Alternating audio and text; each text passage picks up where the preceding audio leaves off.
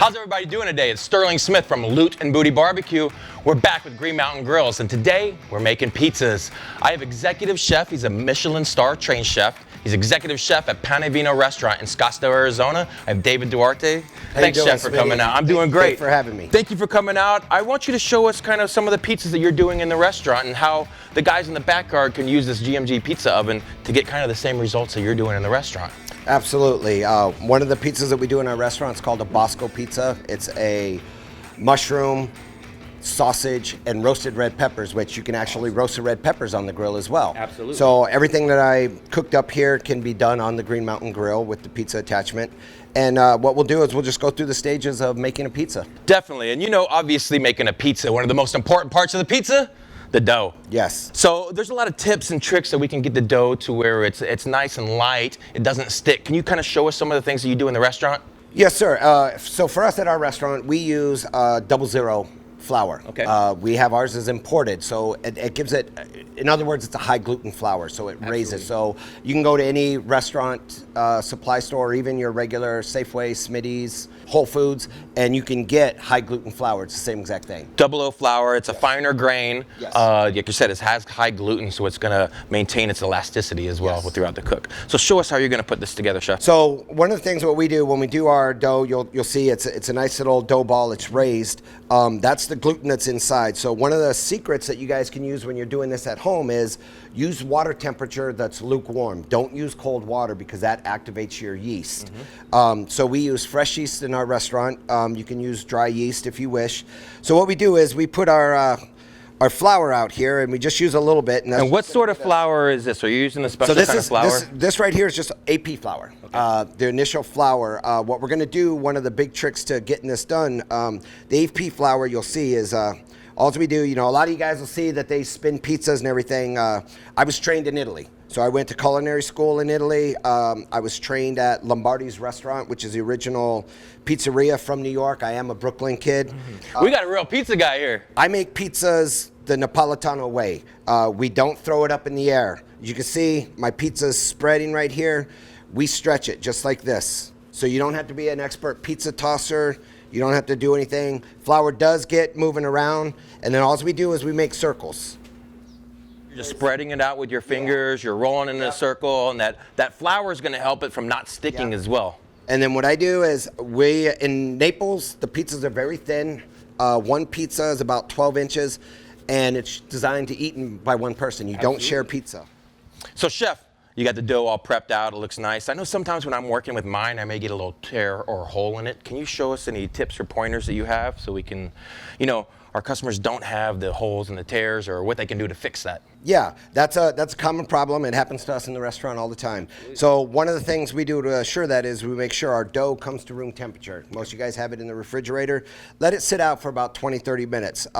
That makes it more pliable. The high gluten, the 00 makes it stretchy so that it's easier. But one of the things is you know, so we'll just create a little tear right here. Sure. And you can see, you know, the tear is in there. It's not an end all. Don't throw away the dough. What you do is you just take it and you just pinch it together and fold it right back over. Again, the dough is going to cook itself. So it's going to stretch out, puff up a little bit. So it's kind of a self-sealing dough for all you backyard guys. Absolutely. So what we do now is we got our dough. It's all ready to go, nice, flat, as round as we want it. You'll notice there's no edges on this. Right. Most people, all flat. Yeah, most people, this is a true Napolitano style pizza. So it's flat. We don't throw it in the air. We don't do all the tossing. We just roll it out nice and flat.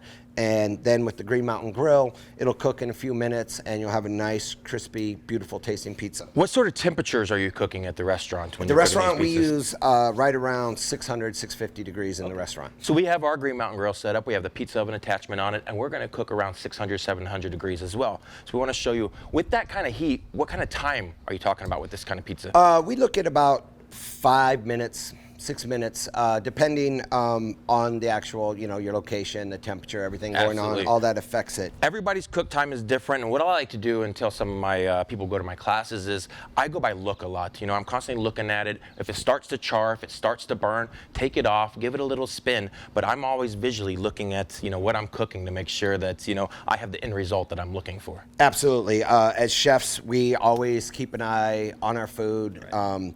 You know, temperatures vary, things are a little bit hotter. Absolutely. So yeah, definitely keep an eye on it. One of the things you can do to help stop burning is in the restaurant, you'll see we use semolina flour. Okay, tell us about this flour and why it's important. So semolina flour, a lot of restaurants, depending on what they use, they'll use the regular AP flour, but AP flour actually burns. Okay. So you're getting it at 600 degrees, it's gonna burn. That burn will actually get into your pizza dough and it'll give that burnt taste and it'll give that burnt look.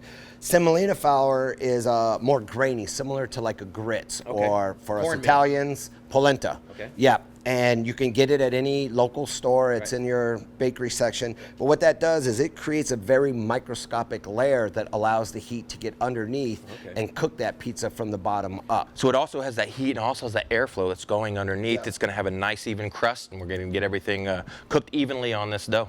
Yes, and that's that airflow is one of the main reasons when you go to wood fire ovens or traditional Italian pizzerias that you have those nice little bubbles that are kind of charred in here and there. It's because the airflow's gotten in and the air actually comes right through and it will bubble, and that's what makes a great Italian pizza. That's awesome. Well, show us how you're going to build this pizza today. All right, so I'm going to use some of our pizza sauce. Yep, we'll just put a little bit in there.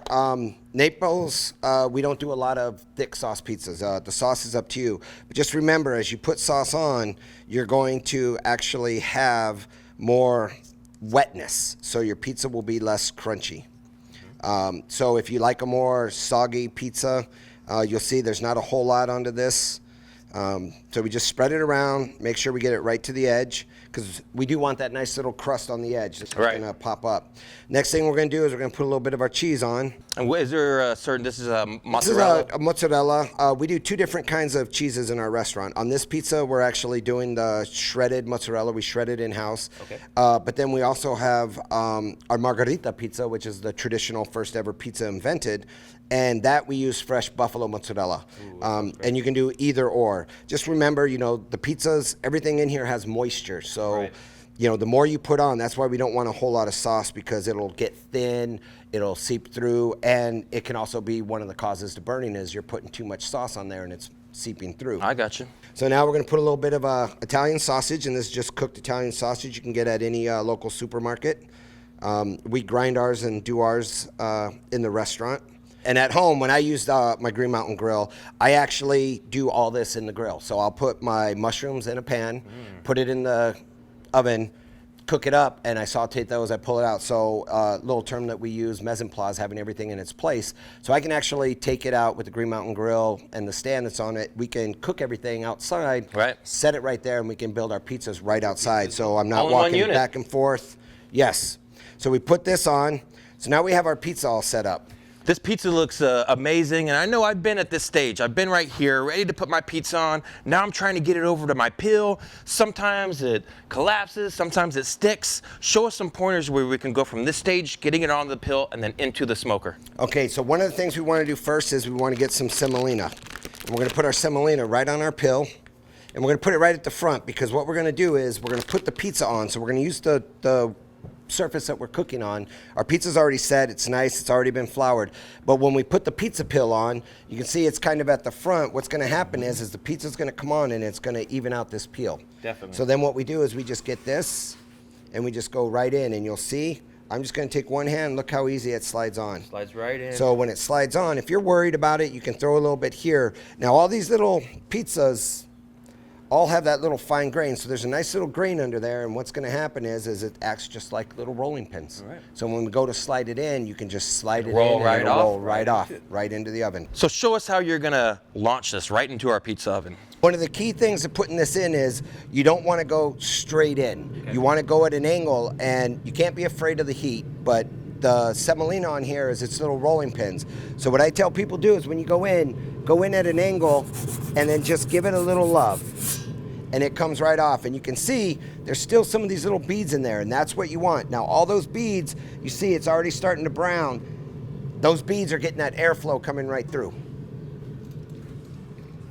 So we can see that the pizza's bubbling right now, so we're gonna go in, we're gonna pull it out, and now, being cautious, you can lift it. See how it's not bending? That's how I know the pizza's done.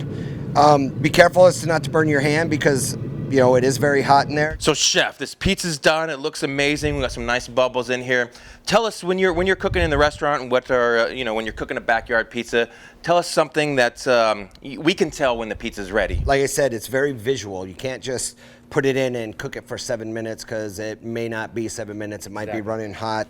This took about 2.5 to 3 minutes for us to get to this stage. And that's about what a true Napolitano pizza does in Naples. That's about how long it takes to cook. So a few ways you look. Obviously, when you're pulling it out, you want to see that bubbling of your cheese. Yeah. You definitely want to see the bubbles here. You know, we have a nice crisp top on top. But one of the ways, being a New York kid, to Nutella pizza, you should be able to hold it and it's nice and flat. There's no real sag in there. Not sagging. It didn't have that moisture that you were talking about. Yeah, so when you see this, you can actually see I'm just holding the ends, and it's nice and it looks beautiful, crispy. And then what we'll do now is we finish it with a little basil. We use fresh basil, so a little culinary trick. Take your basil and you just roll it up. You're gonna chiffonade. Yep, and we're gonna do a little chiffonade. So we'll just take some basil and we'll chiffonade this. And nothing. Now we put the basil on at the end because we want it to stay fresh and crisp and give that nice clean flavor that you have when you have nice fresh basil. It adds some great color to it. Basil is an amazing ingredient, especially with Italian dishes, but it adds that extra pop and it adds some color. And I tell you what, this pizza looks beautiful. You can do this in your backyard as well. And then the last thing we got to do is we got to cut it. Now, I do a lot of this stuff at home. I use my Green Mountain Grill. I use a knife at home when I do this in my backyard. Not everyone has a pizza cutter. And everything is just quarters and quarters and quarters. So chef, we have this awesome Bosco pizza that our customers can get at Pane Vino restaurant. We made it here in our backyard. Took us about 2.5 to 3 minutes. We were cooking at 750 degrees. Thanks for all those tips and pointers. Thanks for coming up and helping me today. You know what? We got to taste this thing. Let's do it. Oh man, I'm gonna take this piece. That looks beautiful. You know what? Cheers, chef. Thank Cheers. Manja. Delicious. Green Mountain Grills does it every time. That's beautiful.